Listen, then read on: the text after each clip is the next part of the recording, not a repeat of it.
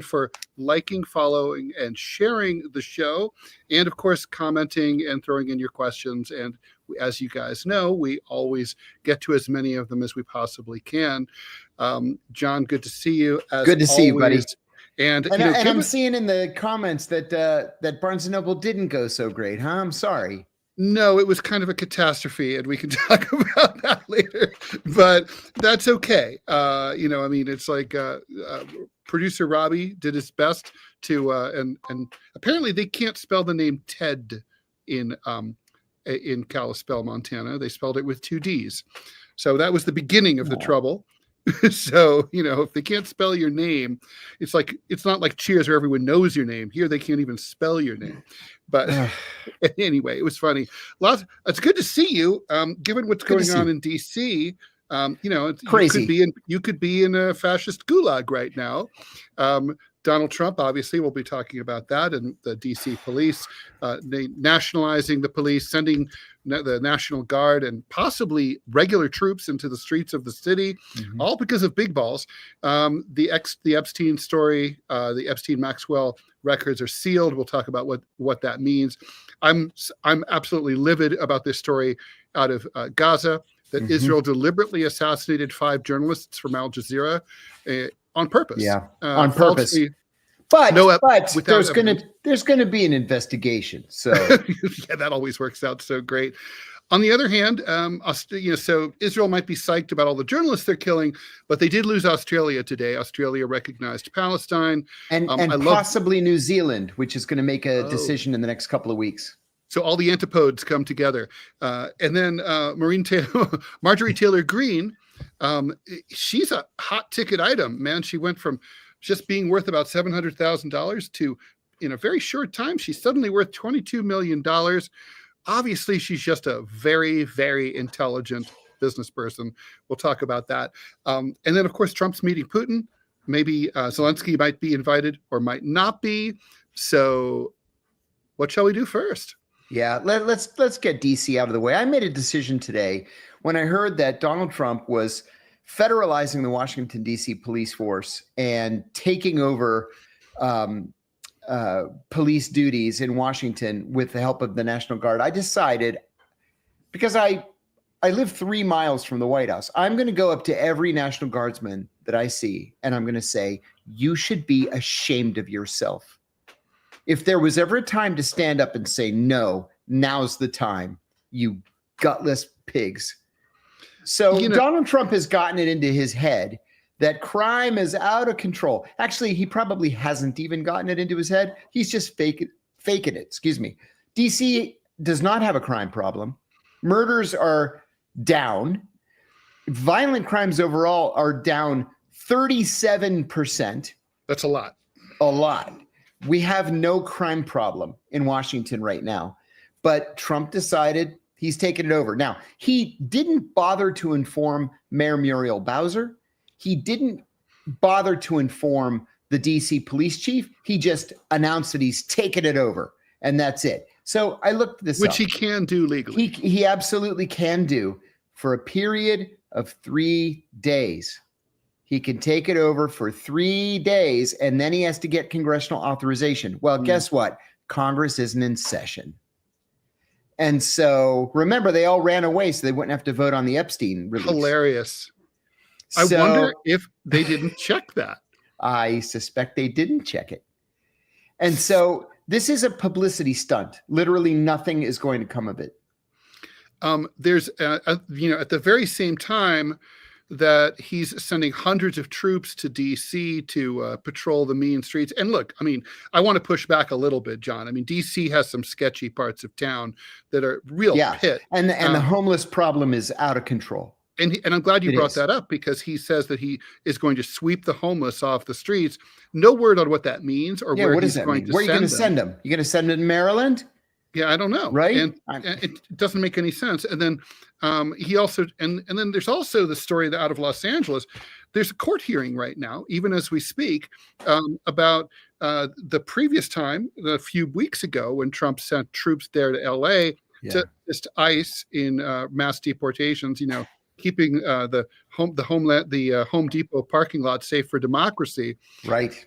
that, and that looks like very likely that the judge is going to rule that that act was illegal, and federalizing the California National Guard.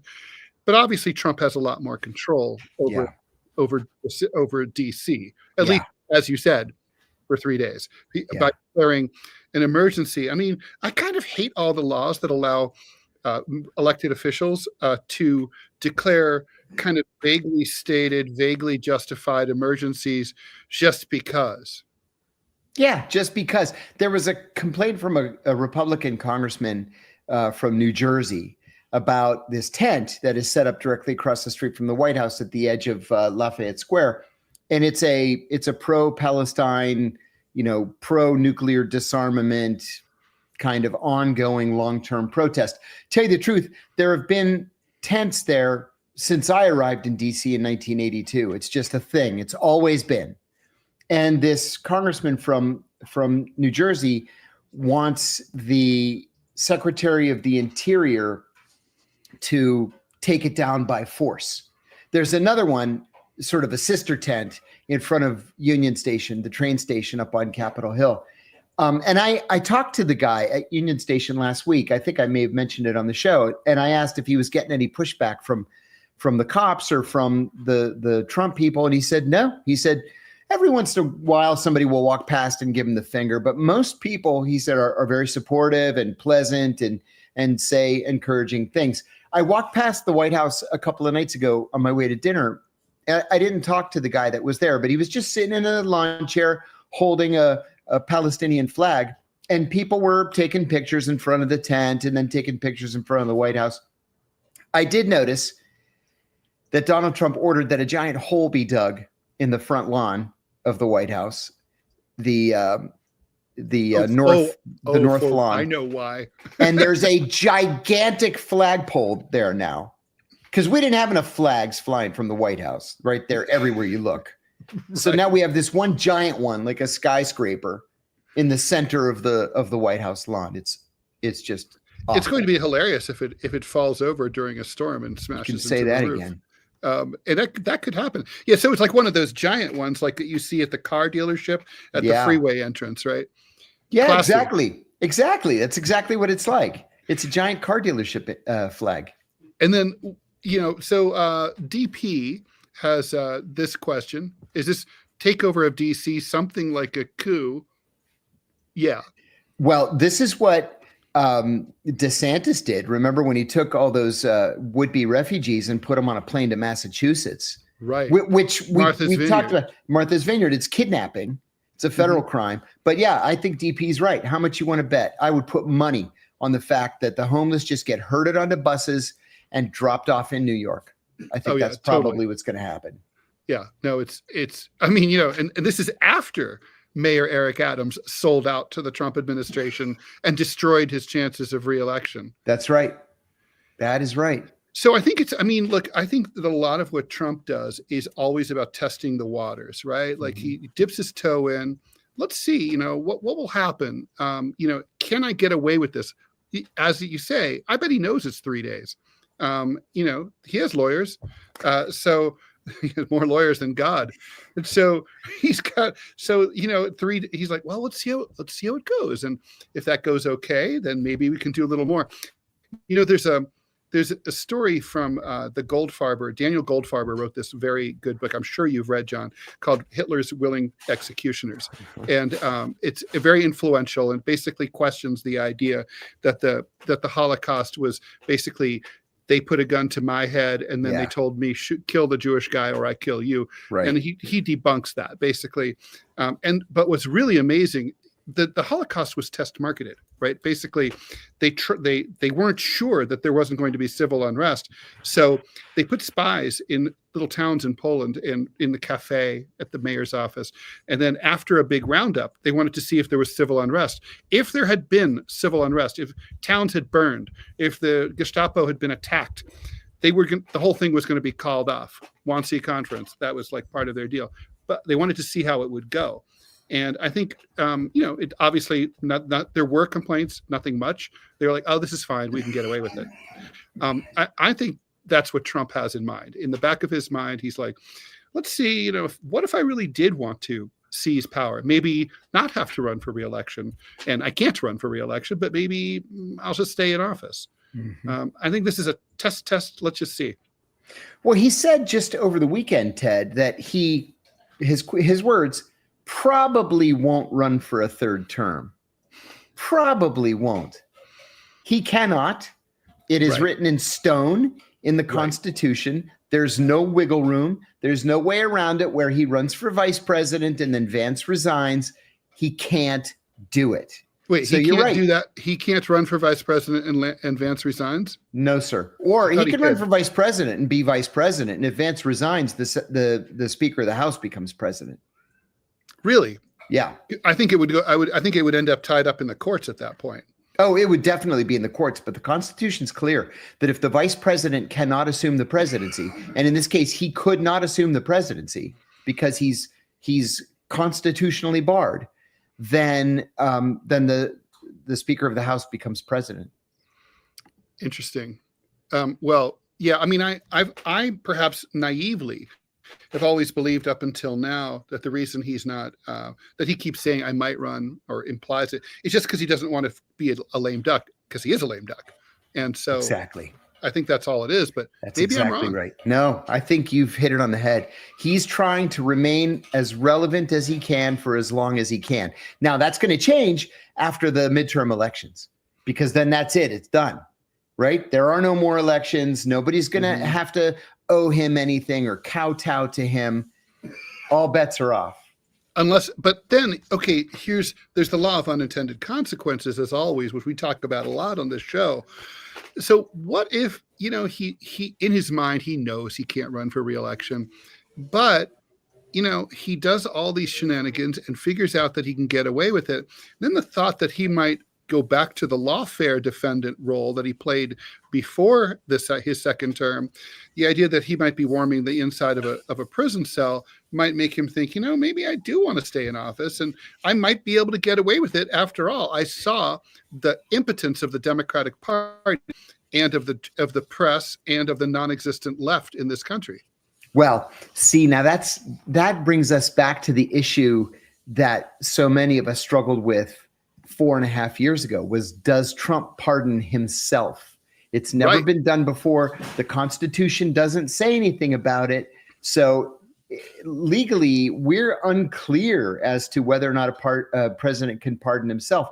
But that could be it, that he pretends like he's going to run, keeps pretending like he's going to run, and then pardons himself. Or however, waits to see if Vance wins. That doesn't help with the state charges, as we know. At all. Although going after, no. He's going after, the DOJ has just opened an investigation into A. Letitia James, who went after him with those, and she was viewed as having the most powerful, potent, dangerous charges against him. Yeah. Thank you, Sodan. Very much. Let's answer Sodan's question. And thanks a lot. How do you think Bibi will be remembered? Jeez. Especially with the atrocities against journalists. Clearly, there are two answers there. Right. I think he has essentially saved himself in Israel. As crazy as that sounds, because this is a guy that has never, ever won more than 27%. But I think in terms of public opinion, at least right now in Israel, he's saved himself. Everywhere else in the world, he's going to go, in my view, he's going to go down in history with the likes of Pol Pot and Idi Amin and what's his name, Pinochet, some of the ugliest, the darkest figures of the 20th century. Agreed. And he's going to be, but I think even domestically in Israel, once they've lost the United States, and I think they Mussolini. will. I think it'll take a while, but it will. Then at that point, the Israelis are going to say, this is the guy. It's kind of like the way the Germans felt about Hitler, who still supported him. But once he led them to ruin, this is the guy who ruined us. We needed the United States. We couldn't live without them. We already lost the Democratic Party. Now we've lost the Republican Party as well. We're screwed. And no one's going to run interference for us at the UN anymore. And that's another thing, is this is the guy who has lost the entire Western world for Israel, right? 3 weeks ago, none of the important Western countries recognized Palestine. And today, all of the important Western countries, with the exception of the United States, recognize Palestine. So if you're a thinking Israeli, you have to say, even if you say, oh, I hate Palestinians and we should be crushing Gaza, you have to say, this guy is destroying our country. But nobody's saying that yet. I mean, there are a couple of voices on the Israeli left. You see it in Haaretz mostly, sometimes in the Jerusalem Post. But that's exactly what's happening. He's destroying Israel. He is. Mm-hmm. Yeah, I mean, he's leading them completely to total disaster. I guess it seems like a good time to talk about, I mean, we're done with DC, but we can always come back to it. Sure. But, let's talk about these journalists who were killed in Gaza. Yeah. I'm absolutely blown away that this time, I mean, Israel's killed, up until the Gaza war, I was part of the group of journalists with the highest fatality rate in the history of Western war correspondency. I was in a convoy of 45 journalists, of whom, only 11 of us didn't come back. That record got totally destroyed by the Gaza war, with hundreds of journalists deliberately targeted by the IDF. And usually they say, well, we didn't know they were journalists, or they weren't wearing their vest, even though they always are, or what, they didn't have ID, they always do. But this time, the IDF is literally saying, this guy we know that we killed him on purpose, along with 4 of his colleagues, because he led a Hamas cell. His name is Anas al-Sharif. He's bullshit. A TV journalist. If you watch Al Jazeera regularly, you saw him. And I mean, it's like this. There's no evidence, right? Could be Zero. True. But if there's evidence, let's see it. And, nobody ever pushes Israel to put up or shut up. But they're literally saying, we reserve the right to murder journalists en masse. I mean, yes. That's a new level. I've literally, you mentioned some despots. I don't remember Pol Pot ever arguing that you could do that. I don't remember Saddam Hussein ever arguing you could do that. This is new. You know what? That's an op-ed right there. I worked on Iraq for the most part of 15 years at the CIA through 2 wars against Iraq. And Saddam Hussein hated journalists, but he never went out and killed them. Benjamin Netanyahu kills them. On purpose. On purpose. En masse. That's right. I mean, he doesn't want the truth coming out. That's right. And right. So, I mean, I mentioned today, I'm sorry to interrupt you, Ted. I mentioned go. Today to a friend of mine. I was talking to a friend of mine today about this. And I said, I'm still livid about the assassination of Shireen Abu Akleh. Shireen Abu Akleh was at every event in Washington. She was the top correspondent for Al Jazeera, and she was at every event. And on top of that, she was Greek Orthodox Christian. She was a Christian Palestinian. She was in Palestine, what is it now, 2 years ago, I guess, and she was wearing a bulletproof vest that said press on it, and she was wearing a helmet, a Kevlar helmet that said press across it. And she was standing behind a tree to protect herself. And still, an IDF sniper shot her in the face with a long-range, high-powered rifle. And then the Israelis said, oh, it was just a mistake. They thought she was Hamas. No, she was wearing press gear. And then the Israelis said, oh, no. She was collaborating with Hamas. And then the response was no. She was the most important, most prominent, most famous journalist that Al Jazeera had, and a Christian on top of it all. And what did the Israelis do? Her funeral was held in a Greek Orthodox church in the West Bank. The Israelis forced their way into the church in the midst of the funeral, beat the pallbearers with truncheons, and they were forced to drop the coffin, which opened and then revealed her body. It was solely to humiliate and to anger. And then Bibi says, well, we'll do an investigation. We'll get back to you. Now they don't even bother. Now they just kill the whole group. It's an Al Jazeera journalist and 4 cameramen and producers. Just kill everybody. Because what's going to happen? They know nothing's going to happen. The Americans aren't going to say anything. Nothing ever does. And the Americans aren't going to say a single word. Not a word. John, we have an ad. I'm going to read it through very quickly. Oh, good for us. You've probably noticed Rumble is growing fast and it's not slowing down. They're building a real alternative to big tech that puts creators first, but actually protects free speech. And now there's Rumble Premium, an easy way to upgrade your experience with Premium. You get ad-free viewing across the platform. No pre-rolls, no interruptions, just the content you came for. Plus, Premium members unlock exclusive content like bonus videos, behind-the-scenes drops, and more from your favorite creators. Right now, Rumble's offering $10 off an annual subscription. Just go to rumble.com/premium and use the promo code studio at checkout. That's rumble.com/premium's promo code studio. No ads, more freedom, and content you actually care about. That's the deal. Thank you for the ad. I mean, the fact that we have the ads is a sign that we are becoming bigger. A bigger show and more successful. We wouldn't have that ad if we wasn't thanks to you guys listening. If you haven't gotten the message before about how we make a lot more money if you watch us on Rumble, we make a lot more money if you watch us on Rumble. So if you please do, it really makes a huge difference. And when I mean a lot more money, I don't mean like instead of 2 cents we get 2.5 cents. Right. It's like instead of 2 cents we get like $1. So right. It's like it's exponentially more money. It is. So it's crazy. I actually didn't believe it when Robbie explained it to us. No, it's so extreme. Like if you really want to support the show, and you get the same exact experience. And by the way, if you think that Rumble is sketch or whatever because it's got a lot of right-wing content, there's a $5 option instead of a $10 option. Gets you everything. The $5 option gets you you can just watch our show and not watch anything else, just a la carte on Rumble. So which is kind of a positive change that they've made. All right, so with that, may I interrupt, Ted? Please. A couple of interesting and I think important comments. I want to go back to let's see.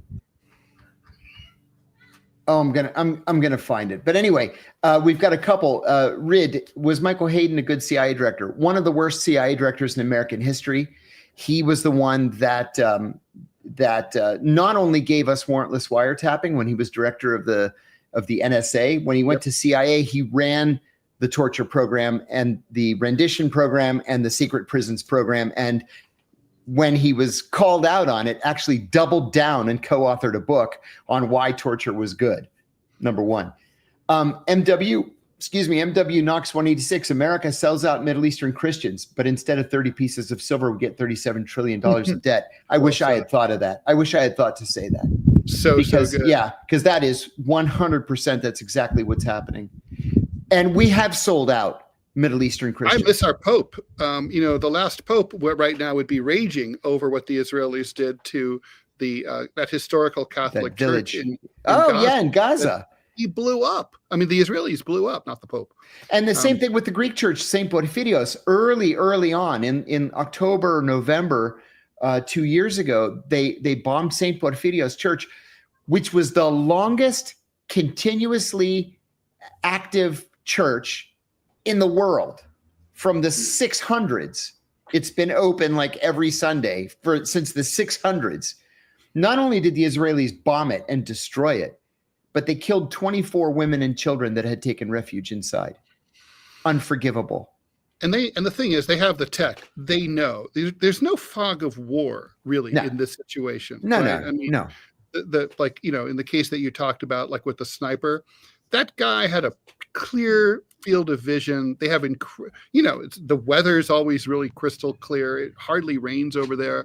I mean, there's no excuses. They're doing it on purpose. I just want to be yes, indeed. Clear.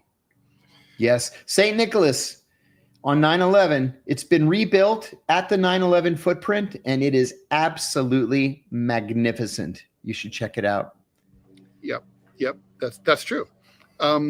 Okay, so by the way, I remember Michael Hayden, this was back, I guess, was it the 90s when he was at NSA? He started in 98 or 99, yes. There was an article in the French magazine Le Nouvel Observateur where he was quoted talking about mass surveillance. And he was bragging at the time openly that the US could and did listen and store every conversation, every form of communication at the time, things that we've forgotten about, like telex and stuff like that. But, basically every email, everything, every text message, every voicemail, every email, every bit of metadata for the next 500 years. All stored. And like, I loved the sophistry that they said, as far as they're concerned, it's not really intercepted until someone actually at NSA goes and listens to it. So in other words, I can record you nude taking a shower, but I haven't really recorded it until I go to watch it. Right. I just have it on my shelf. What nonsense. That's like, so if I have the Beatles' White Album, but I don't ever listen to it, do I have the Beatles' White Album really? I'd say yes. Right. I'd say yes, I do. I'll tell you what, in 2008, this is right after I blew the whistle on the torture program, but before my arrest, I was invited to be on Bill Maher's show. I forget the name of it. Whatever Bill Maher's. Real Time. Terrible name. A terrible show. Yeah, it is a terrible show. So I was going to be on with Mike Hayden, and we go. I flew out there. He flew out there, and in the green room, we're sitting there, and I said, "Hi, Mike," and he said, "General Hayden." I said, "I'm not in the military, Mike," and I realized, of course, instantly that it bothered him very much that I wasn't calling him General Hayden, and I refused. And he walked out. He walked out of the show, and I was on by myself. What a puss. Yeah, that's how he is. And I went to an event recently at the National Press Club that was sponsored by the Michael Hayden Center for the Study of Intelligence at George Mason University. And he's had a number of strokes. And I don't wish this on anybody, but he got up to thank everybody. He has 2 canes, and there's this young woman who physically lifts him up out of the chair because he couldn't get up himself. And he's bent over, balancing on the 2 canes like this. And he opens his mouth, and like this drool comes out of his mouth and goes all the way to the floor. And he just says, "Thank you. Thank you." And then he sat down, and I was like, okay, well, there, but for the grace of God. Yeah. He got what he had coming. At that point, you're sort of like, okay, karma caught up. Michael Hicks is saying on YouTube, John, my mom says that you become what you don't forgive. It seems clear to me that Israel hasn't forgiven being rounded up into ethnic ghettos. Oh, isn't that terrorized by a militarized state? And you've hit the nail right on the head there. I wish I had thought of that, to say that. Well, it's right. It's like it's the trauma thing, right? Like if my mom used to hit me, so if I were to hit my kid, I would be justified. I don't think so, but that is often how it works. And certainly there's a whole field of psychology that could be applied toward nation states and their policies. Oh, imagine how many PhD candidates are thinking about this dissertation right now. What we're seeing unfolding in Gaza, and how to make psychological sense of it. Totally. Well, yeah. It's like when you're, I think when you're beleaguered and you feel victimized, then you can easily justify anything to yourself. And, and that's what's happening, right? Everybody just says, October 7th, we can do anything we want. And it's like, okay, so you're allowed. First of all, you don't necessarily have to react at all, but how you react is up to you. Those are the words of the abuser. Well, October 7th, so we can do anything we want. We can drop an atomic bomb on Gaza City. We can do anything. October 7th, we can kill all the babies and eat them. October 7th, anything we want, anything. It's absurd, really, but it's also. I went to an event the other day. It was a conservative event, and I don't even know why. I went just because I was invited. So I went, and there was this idiot there. He was the head of the Iowa Republican Party, and he's one of these abortion absolutists that, not only should all abortions be illegal from the moment of conception, but if a woman miscarries, she should be investigated and, all that stuff. And he said something about Gaza. I don't even remember what it was. And I said, it's up to all of us to support human rights. I said, this is the thing I don't understand about you you so-called pro-life absolutists. You guys are pro-life from the point of conception to the point of birth. And then you don't give a shit what anybody does or has happened to them once they're born. And he says to me, you sound like you're pro-Hamas. And I said, you see, that's what I mean. I said, you're a fucking idiot. And there's nothing I can do with that. And that's how I left it. Yeah, no. Well, that's... Yeah. I blocked his phone number. He had given me his phone number earlier in the day, and I blocked it. Yeah, no. I mean, I hear a lot of that kind of thing. And, the thing is, the Israelis, right, they have the term for this, this form of arguing, and it's called hasbara, right? It's basically like, we're going to say whatever it takes, facts be damned, just to get our way. We're going to bully you, yell at you, shout at you. It's like, if you've ever seen either a reenactment or footage of a cultural revolution struggle session where some poor sap's wearing a dunce hat, it's 1968, the whole, and he's got like a sandwich board with all of his purported sins, like I was a member of the landlord class or whatever, and the entire village is screaming at him that he's a capitalist running dog, that he's, he betrayed the masses and the revolution, he's an enemy of Mao. Everyone's throwing like rotten fruit at him. And it's like, of course, most people, almost everyone, they're just going to break down. And that's like what it's like online.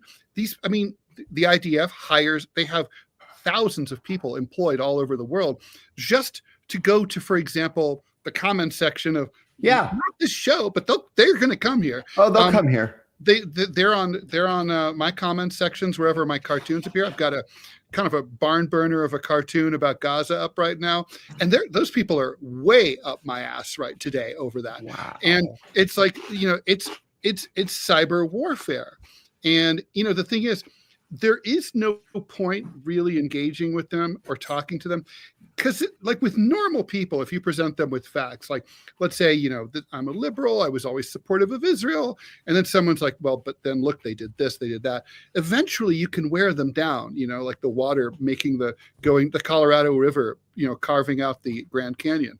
But that's like not, but you can't, but you can't do that with these people because they're not trying to have a discussion. It's like they're trying to just browbeat you to death. That is absolutely right. Hey, Cameron Driley asks a good question. What's it like when you're on those Piers Morgan debates? How do you try and make a point while being cut off so often? Thank you. Thank you for that. I gave it back to Alan Dershowitz as best I could. And the other couple of times, I was on once with Scott Horton, who I love and have great respect for. And Scott was the one doing the attacking against the other guys. And then the last time I was on, that was a weird experience because I was on with Jack Posobiec. And, I always considered him to be, if not Satan, then one of Satan's relatives. And then we're 10 minutes into it and I realize, oh my God, they have me here to be on Jack Posobiec's side, because what it ended up being was about Gaza. And I said, these evangelicals, they're perfectly happy to watch the Israelis just bomb any Christian church they want and wipe out entire Christian villages. And everybody's perfectly fine with that because they think that if they force all the Jews back to Israel, that Christ is coming and they're all going to go up in their rapture, which of course is nonsense and not mentioned anywhere at all in the Bible. It's a late 19th century invention of the American Southern Baptist Church. So, the way I was raised was to not interrupt or to apologize for interrupting and to try to wait my turn and be helpful. And I really try hard to do that. That has to go out the window on Piers Morgan because he expects you to jump in. In fact, his producer told me not to be afraid to interrupt, that if the interrupting gets to be too much, that Piers will break it up. But it's not really in my nature to interrupt. I have to force myself to do it on that show. Thanks for asking. That was a funny question. Yeah, no, it's there's a lot of these shows they kind of feel Piers Morgan. I've never been on, but it doesn't seem like it's like quite like this. But I remember I was a regular on Fox in like the about 20 years ago, all the time over war on terror stuff, and they had ergonomic warfare. Like, so like you'd go in and like if you were on the O'Reilly Factor or whatever, you were sitting on like a broken secretary's chair that was like you had a hard time like maintaining your balance. You're about a foot below Bill. And you know, I'm 6'2", so I'm not really used to that looking up like this. And Bill is just sitting at a nice, comfortable Aeron chair, leaning up against the table, and you're sitting there like, and it's like they do everything to fuck with you. The cameraman literally would be like whispering like comments like at you, like while you're on the air, and he'd be like, you know, it's like, asshole. Come on. Oh, come on. It was like being razzed, like, you know, by a baseball catcher, you know, I mean, it's like, and I was just like, this is so immature. And I was like, look, I was bullied throughout my childhood. You can't do anything to me. I'm like, you know, you can't, it's not going to do anything to me, but it must work with some people. One time I saw Hannity was doing that to someone, and he brought in this like English professor from, you know, Oxford or something, and she obviously had no idea what Fox was, and so, you know, he starts yelling at her like, you know, why are you with the terrorists?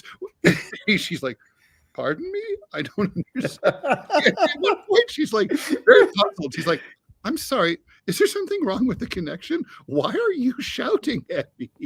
Good for her. Good. But she was genuinely puzzled, and it was kind of a superpower to watch. That doggone Bill O'Reilly, I think I mentioned to you, his producer called me once to get me on the show. And I said, sure, I'll come on the show. And he said, well, you're not allowed to go on any show 3 days before or 3 days after our show. I said, get out of here. I'm not going to just block off a week to be on the Bill O'Reilly show. So I said, no. A week. And then they called later like, well, you know, we could make it 2 days and 2 days. But I said, no, I'm not doing it. And I didn't. I never went on his show. Not doing it all the time. I mean, the first time I went on, my friend said, who was a DC insider, you know, his girlfriend at the time was Laura Bush's PR flack. Oof. And he said like, if you go on the Factor and you survive, you've won. and it's true, they cut your mic constantly. Oh you yeah, think you're making a point. I heard that. Yeah, yep. And like, you know, you don't get it out. It's pretty bad. That's at a certain point why liberals will not go on, or lefties or progressives, just because you get abused. It's not like, I don't think, it's not even that they're not asking or that people are afraid. It's just not worth it. Do you prep for those shows and do some research beforehand, or do you just wing it? What do you do, Ted? Oh, well, it depends on the topic. I mean, if it's something I know a lot about, like the back of my hand, I just show up. But, you know, let's say it's about editorial cartooning or whatever. Right. But if it's about something complicated, you know, something involved, or a fast moving story, like, for example, if we're talking about DC, first it was going to be 500 National Guardsmen. Then a couple hours later, it's 800 National Guardsmen. Right. So I feel like you just want to be up to date in case those details come up. What about you, John? I almost never prepare because I figure if I don't know these issues by now, I'm never going to know them. Although I'm giving a speech in New York on Saturday at a hackers convention, and I'm not a hacker, and tech is not my strong suit necessarily. So I'm preparing for this one, but only to make references to like Vault 7 and stuff that the CIA has been doing. But yeah, otherwise, no, I don't prepare. And I do think that like having things that are like read through or being over prepared can really screw you up, like in a public appearance. I have a friend, she's a brilliant cartoonist, but she like reads a speech, and I'm like, that's like death. Don't do that. Never. Like, don't just ever show do up that. with some bullet points that you want to talk about. If you need a card to remind you, great, but just know the topics, you know. One of the guys at the Speakers Bureau that I had signed with a while ago said that I did the Trump weave. Like I'd start one story and then take a side road into another story, and I end up coming out, you know, completing the story. But I do the weave, and it's because I don't write anything down. I just walk up to the podium and start talking. Well, I mean, there's a lot to be said for that. I mean, it's a lot more entertaining. And that is what Trump does. And I think it's part of the reason that he beat Hillary Clinton. Hillary Clinton, the stump speech is dead. Someone needs to tell the Democratic Party, no one should go from town to town giving the same exact speech. You should go and have one thing to say, and it should sound natural. People don't want that anymore. That's true. That's absolutely right. I've got a question here that I want to answer. Cameron Drowley's asking, Ted, is political cartooning dying? Who do you still respect in the field? It's absolutely dying. I would say it's dead. When I got into this in the early 90s, I was syndicated in 1991. There were 1,200 full-time editorial cartoonists in the United States. 1,200? Today, there are 8. Okay? So it's finished. There are, 20 or 30 sort of freelancers who, they get some of their work out there here and there. But really, that's about it. I mean, Joel Pett's still doing good work. I like Jack Ullman's work. There's a lot of several others. Kevin Gallagher just got fired from the Baltimore Sun. He's good. But I mean, the thing is, and the cartoonist who I look at, though, who is the guy who I'm like, that guy's smarter than me, and I wish I was as good as him, is Reuben Bowling. His real name is Ken Fisher. He does a comic called Tom the Dancing Bug, and it is always so damn smart. And I'm like, I hate you. How about Tom Tomorrow? Do you read him? I used to, we were both in a lot of the same papers together. In fact, we both used to get confused for each other because Ted Rall, Tom Tomorrow, we both worked in 4-panel format, black and white, right. Both progressive. So of course, obviously, he's a very important cartoonist. I always thought he was too wordy. And I always thought, and I never really liked the look of it. And after a certain time, the thing about, for me, the judge is, am I going to be surprised? Like if with Reuben Bowling, I never know what he's going to do, and there's probably going to be something funny and crazy in it. That's the judgment for me. But like Tom Tomorrow, I feel like if I miss it, no big deal. Dan, if you're watching, that's his real name. I love it. Sorry, I love it. He used to write to me when I was in prison, and he did a comic about me, and then he sent me a copy, which was very generous. I have it framed in my den. He is he is a nice guy. And it's many times I always thought, like, well, we might become friends and hang out, and then we just never do. It's like unrequited friendship, like the bromance, the one-way bromance. Right. But he's like 1 year older than me, I think, and This Modern World that's right. His name. This Modern World. Love it. Get Your War On is David Reese. That stopped a long time ago. It was clip art comic. It used to get criticized, not by me, about that fact, but it was a very classic Bush administration era. If you really are interested in those kind of comics, I edited this series of books called Attitude, and basically they're interviews and sample cartoons, and with alternative, like, weekly cartoonists. It's from 2002, 04, and 6, and you can get them on eBay for very little. And anyway, you can get a really good sense of the kind of stuff that I like and the kind of people that I like. Excellent. So, where did we meet, Ted? We met when you came on the show that Brian Becker and I were doing in 2017. That's right. Yeah. That's right. Yeah. And Brian's still going strong, right? Going strong with the socialist program. I point at Brian as an example of what I hope we can accomplish all the time. I ran into Brian. Oh, it's been a little while now. February was the last time I saw him. He spends so much time in New York. I don't get to see him much in Washington anymore. But I saw him at a counter inauguration event with Angela Davis and a couple of other people, and he's doing very, very well with his podcast. When we lost our jobs at actually, I had left Sputnik briefly. I ended up going back, but when our show was shut down at Sputnik back in 2020, he did a GoFundMe to raise $5,000 just for some sound equipment, a decent camera, and a microphone. And that's how he started the socialist program. And now He's It's making a monster. It's a monster. He's making more money than he's ever made in his life. That's so great. Ironically, considering the subject. He's a communist. Yeah. So we've got like a couple of questions over from the Rumble feed. We don't want to feel like you guys are left out. Absolutely. Rebellious Rainbow Unicorn wants to know, is Ali Mortada still alive? I don't know who that is. Do you? No, I sure don't. So, okay, someone needs to chime in and I explain. apologize. And then APAC Test Dummy, love that name, was October 7th enabled by Israel so they could light a backfire to Gaza and Iran. I think there's something there. I think they knew it was 100%. They knew it was coming. I agree. They had all, the Hamas posted the videos of them practicing like months ahead of time on the internet. Right. Yes, so I mean, unless the Mossad doesn't look at Facebook or X, I don't think that they could have missed it, or Instagram.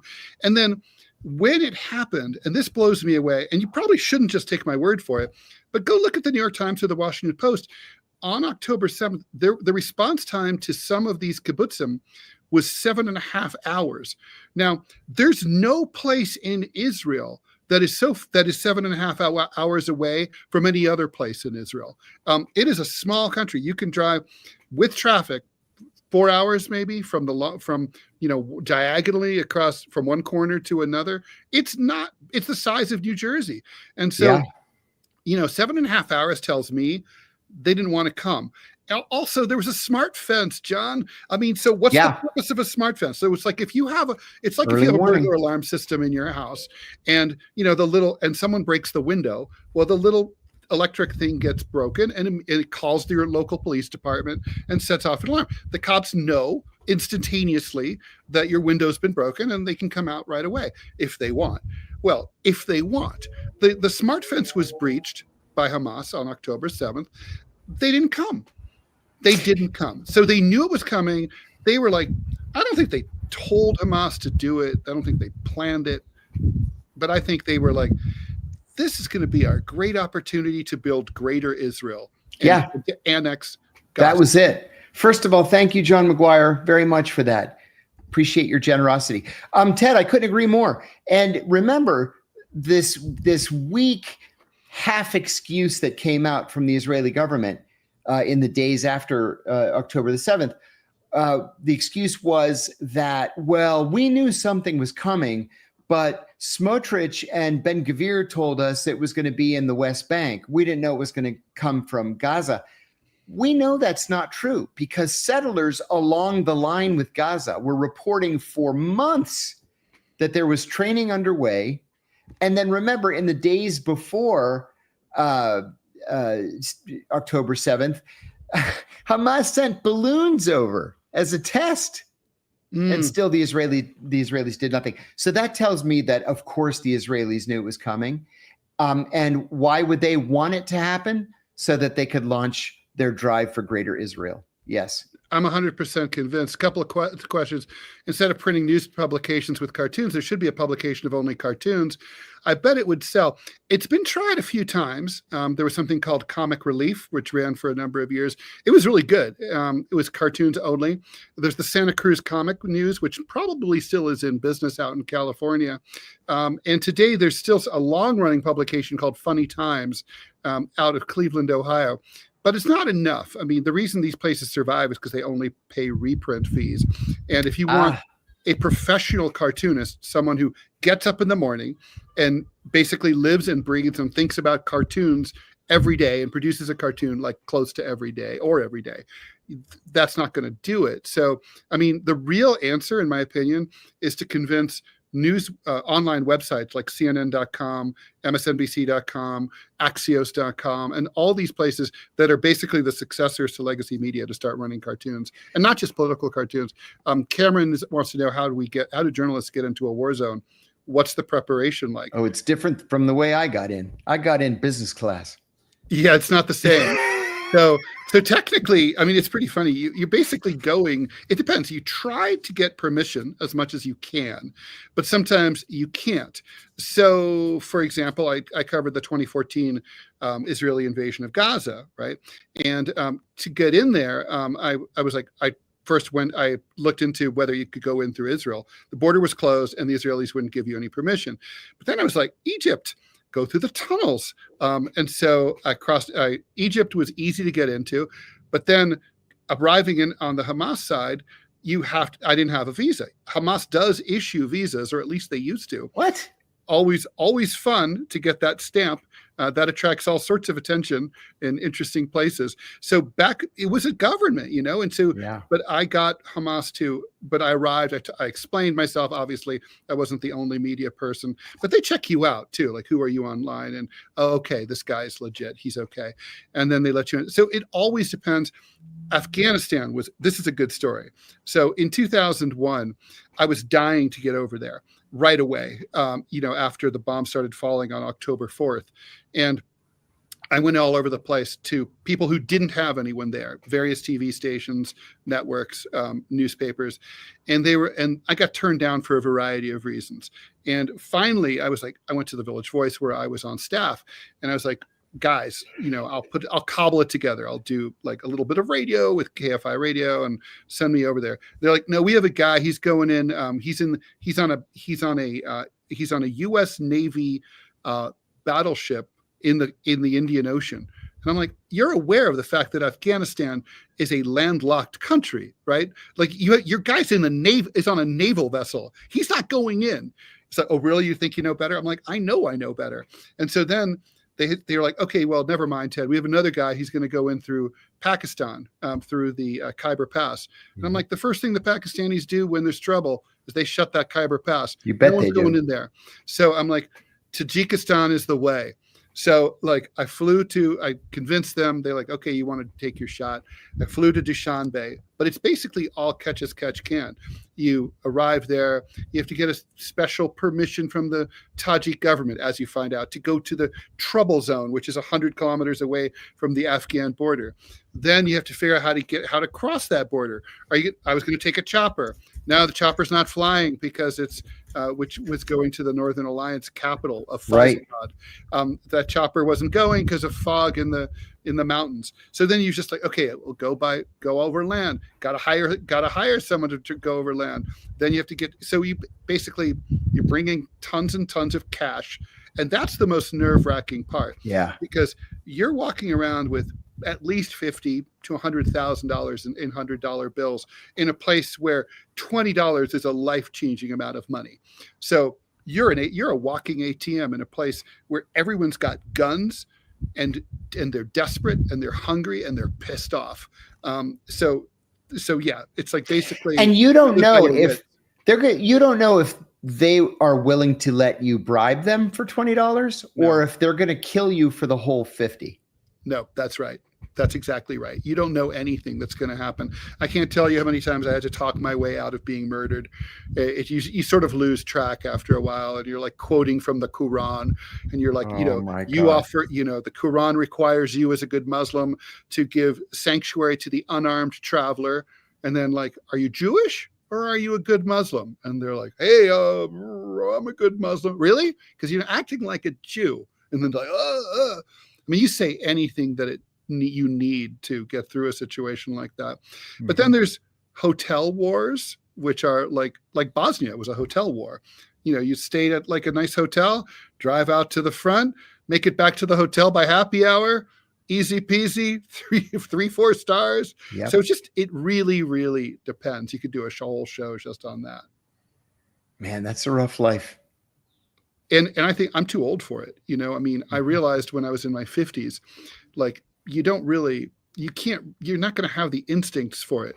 No. Once you get over like say 52, 53. Mm-hmm. Yeah, that's a tough life. All right. So Ali Mortada, his famous greeting, "Hello, my enemies." He was pretty funny. Is he the comedian, the stand-up comic guy? Oh, Oddball comic. Okay, so thank you, John McGuire, for your generous donation. Oddball cartoon question: have you ever put one of your cartoons into the new AI image to video creators to see what it does to it? Yes, I have. And did it steal it from you? It tried. So I have a very simple drawing style. And one of the things that nobody knows is that simple drawing styles are harder to replicate than complicated drawing styles. Ooh. So, because like, if you just think about like Charlie Brown, there's like maybe 7 or 8 lines that make Charlie Brown's face.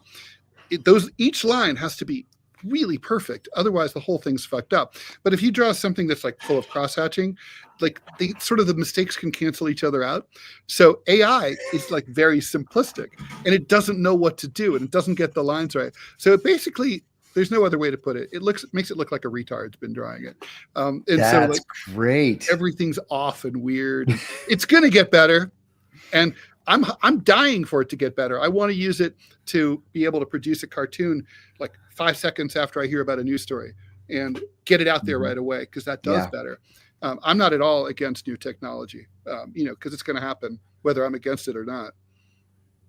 Yeah, I think you're right. I'm sure it's it might be for either of us. I was not at the Battle of Tora Bora. How were you? No, I arrived 2 months after Tora Bora. But that's why I went. I went to clean up the remnants of Tora Bora, and we had some real success. Yeah, so just as an aside, cleaning up, you mean you're scavenging for evidence and information and stuff that's left behind, and grabbing people that were a little too slow to get away from us. I have a, you know what? I'll bring it for the next show. I have a giant chunk of raw lapis lazuli that I took from Osama bin Laden's house. That's awesome. I like to think it was his paperweight. It probably was. I think it probably was, but I took it and I still have it. It's magnificent. Do you have any of his videos? Apparently he had quite the video. No, but you know what though? I went on a show. I never say no to reporters from Pittsburgh, right? So I went on KDKA TV2. They have a local Meet the Press after the national Meet the Press. So it's what was his name? I forget his name. Anyway, he was the host and the editor-in-chief of the Pittsburgh Post-Gazette was the other questioner. And so the Meet the Press guy, the Pittsburgh Post-Gazette guy was not the friendliest guy in the world. And he used to kind of zing me every once in a while. So he said to me, how surprised were you that there was so much porn on Osama bin Laden's computers? And I think he wanted to make me blush or whatever. And I said, oh, it's funny. The night that we killed him, a friend of mine from the CIA called me and said, how much porn you think is on that computer? And I said, dude, are you kidding? It's going to all be porn. And then, of course, it was all porn. A guy with 4 wives. Yeah, a guy with 4 wives. And I said to him, when you live in such a repressive culture and you get internet access and nobody else is in the room, you look at porn. I always say that, right? You ever notice it's in, when there's a sex scandal in Britain, it's never a Labor MP that they find hanging from the ceiling with a red ball in his mouth. It's always a Tory. Always. So they looked at each other, and then the one guy says to the other, I think this is the first time that I've done this show in 25 years that I've actually been speechless. John got an ad. Quick pause to tell you about Pickax, the creator and user-first platform built for people, not algorithms. You know what big tech is up to. Data mining, bot-driven feeds, black box AI deciding who sees your work. Instead, Pickax hands you an algorithm-free chronological feed with native Rumble playback, auto-publishing of your live streams, free blue check verification, and full monetization control. Your voice, your rules. Best of all, this web version is live right now, and their iOS and Android apps drop next month. On Pickax, your Rumble videos play seamlessly right in your feed as if they were built into the platform. No embeds, no workarounds, just smooth native playback. Even better, in beta now, creators can connect their Rumble channel to Pickax to automatically post live streams and videos so your followers never miss a moment. You can also write full articles directly on Pickax today. And later this year, you'll be able to blast them out as email newsletters with one click and build up your own email list for direct audience access, monetize on your terms through paywalls, revenue sharing, or affiliate ads that auto-insert promo codes and tracking links. And because bots shouldn't steal your spotlight, Pickax hands you a free blue check so everyone knows it's really you. Pickax is building tech that builds up humanity, algorithm-free, noise-free, human-first. Head to pickaxe.com, sign up, and take your platform to the next level. Real voices deserve a real home. By the way, I'm on it. Okay, so you know what? I am too. As of last night, I like it. I like it. It's a neat site. Good. Yep, I agree. Okay, so I got it. We got to talk about MTG. That lady, she's making some money. So before she went into Congress, not that long ago, her net worth was officially $700 grand. That's basically where Bernie Sanders was. It's basically like, one or two decent houses. Now her net worth is $22 million. She's had many stock transactions before Trump's tariff pause. She's saying basically nothing to see here. Shut the fuck up. Stop talking about this. Go away. Be quiet. Probably not the best look for her. But if I were her, I'd say, hey, come and look at my records if you've got a problem with me. Otherwise, shut up. I understand she comes from money. But, there are exchange traded funds, mutual funds that track, for example, Nancy Pelosi's investments. Yeah. Which ought to be, everybody on Capitol Hill should have blind trusts. Nobody should be actively investing in anything. Right. Or they should be forced to divest from everything. Yeah. Collect your 0.4% savings interest like everyone else. Oh, thank you, Starlion. I appreciate that. I'm trying my best. Ted and I both. This is a tough gig, especially at our age. It's true. Like, I feel like I'm trying to reinvent myself. I know, right? I mean, the fun thing is, actually, I do like it. It's not like it's an ordeal or anything. I mean, this is a fun thing to do. I really look forward to the show. I do too. So it's definitely like a highlight of my day. Same here. And we're gonna be going every day soon. Yeah, next week. Yeah. That's the plan, right? By the way, apropos of that, Wednesday, I'm traveling back from Montana. So we're doing it on Thursday this week. So it's Monday, Thursday, Friday this week. No show on Wednesday. So that's that. Yeah, it has like 5 shows. I have 3. The DMZ show with Scott Stantis is once a week. And then there's the TMI show also. Anyway, so yeah. Starlion says, never cared about political cartoons. Still haven't looked into them, honestly. Well, that only means that Starlion's probably under 60 years of age. Only old people look at them. But they're such a great format, or at least potentially they can be. Anyway, so MTG, is there anything to see here? Is this smoke? And if so, is that fire? I understand that she comes from money. So I don't know. I don't want to point the finger. But I will say when I worked for John Kerry, and you know how much John Kerry has, people mostly from his wife. Well, people think that, and a half or a little more than half came from his wife, but he was independently wealthy before her. He comes from a very long line of money. He comes off as this good Irish Catholic, and he only discovered that he was Irish as an adult. His people came over on the Mayflower. He just happens to have like one Irish branch of the family, and it just happens to be his surname. But he's worth about $750 million, and he didn't give a shit what people thought about that. He didn't care. I mentioned a couple of shows ago that he bought a yacht, but it wasn't even a yacht. It was like this major ocean-going ship, and to save himself the yacht tax, he docked it in Rhode Island because they don't have a yacht tax in Rhode Island. They have one in Massachusetts, and people just practically took to the streets. We were getting hundreds of calls and nasty emails and letters. And I said to the staff director, a really good guy who actually is a member of the Kennedy family. I said, this is a really bad look. The guy's got all the money in the world. Just pay the fucking tax. Mm. And it took him about 2 weeks, but he finally got around to it, and he paid the tax and moved the boat to Massachusetts. But these rich people, they're all the same. They're so afraid you're gonna chisel $100 from them or something. And God knows they don't want to pay their taxes. No, that's the thing that drives them absolutely nuts. Nick's asking any upcoming guests. Also, Houdini's asking, are we to talk about Putin? Yes, we are, in about 60 seconds. So guests next Thursday, I think it is. I'm not sure if it's this Thursday or next Thursday. We've got a expert coming in to talk about sanctions and their whether they're effective or not, and what their actual effect is on civilians in the countries upon which they're imposed. All right, I think we do need to talk about Putin and Trump. So they're meeting, I guess, this Friday in Alaska, in Anchorage. And they're going to be obviously talking about Ukraine. There's some concern or question as to whether Zelensky might also be invited to make it a three-way.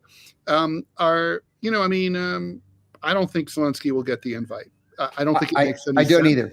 It doesn't make any sense because Trump hasn't had time to bully him yet. Right. What it comes down to is Trump floated this idea. Well, if we let you just keep all of the Ukrainian territory that you've seized, is that good enough? And Putin said yes, apparently. Mm-hmm. Well, nobody thought to say anything to Zelensky. Oops. Yeah. But I mean, Ted, we've all said from the very beginning, we all knew it was going to turn out this way, that the Russians get Donbass and Crimea. The Ukrainians can't join NATO, but they get a fast track into the EU. And then, we all call it even. And I'm sorry if, this is painful and difficult for the Ukrainians, but the only other choice, the only alternative is to just keep fighting the Russians, and then you're going to end up losing your entire country at the end of the day. I mean, that is true. And Trump had a funny remark, as he often does, about Zelensky. He said, Zelensky says he can't do anything, he can't give up any territory without getting constitutional approval. And he's like, Zelensky seems to not need any constitutional approval to go around killing everybody and keeping the war going on forever. Fair point. Yeah, I think so too. I mean, I think Zelensky has led his country to disaster.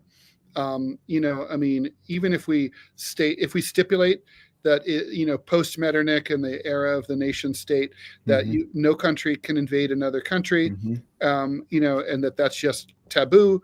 We can stipulate that, but it doesn't change the fact that when you have a very powerful and wealthy neighbor who right next on your doorstep, you don't fuck with them, and it's like if you're Luxembourg, you don't tell France to go fuck itself. And that's what Ukraine did to, basically saying we can do whatever we want. We're going to blow up, we're going to kill Russian minorities in the East. We're going to, if we want to join NATO, we will. Nothing you can do about it. We're going to depose, the Russian friendly president that was democratically elected and get rid of him and ask the Americans for help doing it. I mean, Putin got pissed off. It's not surprising. He sure did. Thank you, Tarek. Yeah, Somaliland. Can I talk about Somaliland for a minute? Please do. Somaliland has been seeking independence and, more importantly, recognition for so long. Yeah, 30 years. 30 years they've been looking for recognition. They have said all the right things. They have done all the right things. They have nothing to do with whatever pseudo government happens to be in power or quasi power in Mogadishu. The U.S. has met with them on both official and unofficial bases. I told you I went to Somaliland in, I think it was 2011. I went with the American ambassador in Djibouti, the defense attaché, and the director of embassy security. The thing is that in the White House, they're just not interested in this. And it's painful because these people really want to develop. They really want to do the right thing. They want to have good friends and a steady foreign policy. And they see that the success that the Djiboutians are having in terms of of building and expanding their port. They love the fact that there are both Americans and Chinese there. They really want to emulate what the Djiboutians have done. And nobody takes them seriously. Let's talk about what's going to happen at that summit. So, I mean, we know yes, I agree with you. We know where this war is going to end. The question is it going to be ending soon? I mean, what is Putin going to be asking for? What's Trump going to want? What's going to be the outcome? Is anything significant going to get done, in one day? Right. I'm curious about that with these two very long-winded men. Actually, that's not fair. Trump's not long-winded in person, but Putin is. Putin is. I can't imagine that anything solid develops in a day. Somebody mentioned Odessa as well. By all accounts, Odessa is safe for the Ukrainians, that the Russians apparently don't even have designs on it. They just said that they did in order to increase pressure on the Ukrainians. But no, I don't think anything is going to be definitively solved, especially when half of the warring parties aren't represented. And so I think what Trump has to do is get to Putin's bottom line. Now, Trump said something the other day that he may or may not have made up. And what it was that Russia keeps the territory, Ukraine joins NATO. It's like, wait a minute, Putin's not said that publicly, and you're just announcing that? That does sound new. Yeah, it's very, very new. Putin agreeing to that. No, but that's what Trump announced when he said that he and Putin were going to meet in Anchorage on Friday. I took note of that. So, I mean, I think we should train ourselves to not expect anything. No, agreed. There's going to have to be a meeting in, Geneva or Vienna or whatever, or Reykjavik or whatever. Trump wants this done now. Done. Yesterday. Yes. And I don't know if Putin is, he's showing up. It's good that these two guys are sitting down. I think in the end, they're going to let Zelensky sit at the kids' table and tell him what's what at the end. I think that is exactly what we should expect. Yes. So Houdini's asking, if Russia keeps the territory gained, will there be an insurgency in those territories? Certainly not in Crimea. No, certainly not in Crimea. Could there be in, say, the western part of the Donbass? I doubt it. I suppose anything is possible, but I don't see it happening. No. And then it's too heavily Russian. No, I disagree with Eric's saying Trump just wants a frozen conflict. I totally disagree with that. Yeah, Trump wants a peace. He wants an armistice. He wants a peace deal. He wants to. That's what he gets to go to Geneva and ask for that for. Nick's asking, John, do you think Putin has his eyes on Transnistria? Deep down, I think yes, but I think that he realizes it would be foolhardy to do anything about it. Mm-hmm. Also, John, Transnistria serves like an important function for smuggling. Yes, yes, indeed. It's kind of like this no man's land. Like what happens in Transnistria stays in Transnistria. Yeah. Everything gets otherwise, smuggled how are you going to get stuff to Moldova and to Romania without Transnistria? Especially with sanctions. Especially, I think if I were Putin, I'd leave the Transnistrians alone. I agree. By the way, they still have a Soviet flag. How cool is that? Oh my God. Oh my God. Crazy. Houdini wants to know if they're meeting, doesn't it mean that a deal was already made? I'd say that's what it used to mean. Under normal circumstances, yes. Under Donald Trump, I don't think so. No, I think they have to sit down, and they do have to do this, mano a mano. Yeah, they do. Kharkiv, is that a Russian city? I think it's going to be now, if it isn't already. It's pretty well split, but I think it's essentially going to be a Russian city. How safe is Putin once the war ends? He's used the war to get rid of a lot of oligarchs and powerful government figures. Yeah. There will be grudges. Russians know about grudges. They're good at grudges. They do grudges well. Yeah, that's right. But are they going to try to kill Putin? He'd have to be really weakened before I think he'd be vulnerable. And you know what they say, if you're going to kill the king, you better kill him on the first try. Yeah, that's right. Do you see Russia starting more wars like after Ukraine, like the left's narrative says? Absolutely not. No, I don't either. No. Is Macron serious about going to? No. Email mailed. The only way to get to that's Transnistria is interesting. by train. That's interesting. I didn't know that. That's funny. Yeah, I've wanted to go to the Transnistria. My last graphic novel had an important. I studied a lot about the Transnistria and researching it, so that's why I know a little bit about it. Oh man! All right, so I'm exhausted. I'm exhausted too.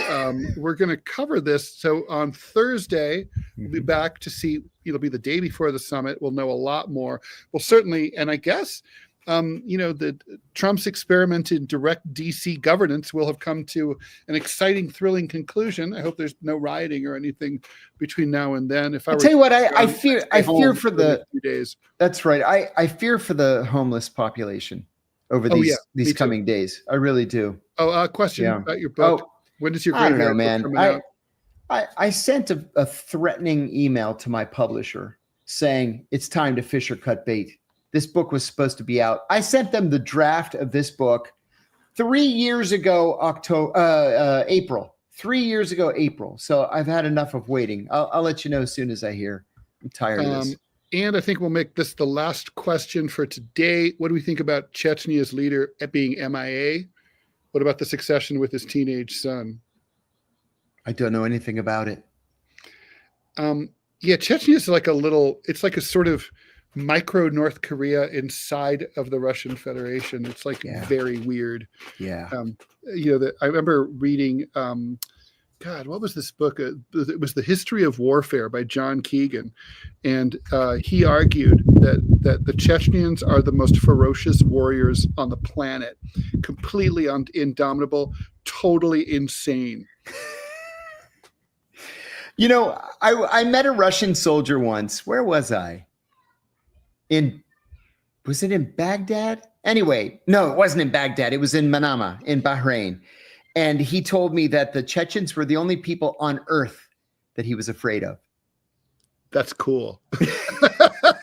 And when we're doing, just a reminder, the show goes to 5 days a week this coming Monday. So that's right. Stay tuned. It's going to be fun. Yeah, looking forward to that. Guys, you guys are awesome. Thank you so much. Please follow, and share the show. We are always appreciative, and it really makes a difference. If you're watching us on YouTube, please strongly consider watching us either instead on Rumble or supplementally on Rumble at the same time. It makes a huge difference for us. Thanks so much for all the donations. You can, John, do you have a website? I do. It's johnkiriakou.com. And I'm TedRall.com. So easy. All right. And with that, we're going to say goodbye until Thursday. Thank you. Bye, everybody.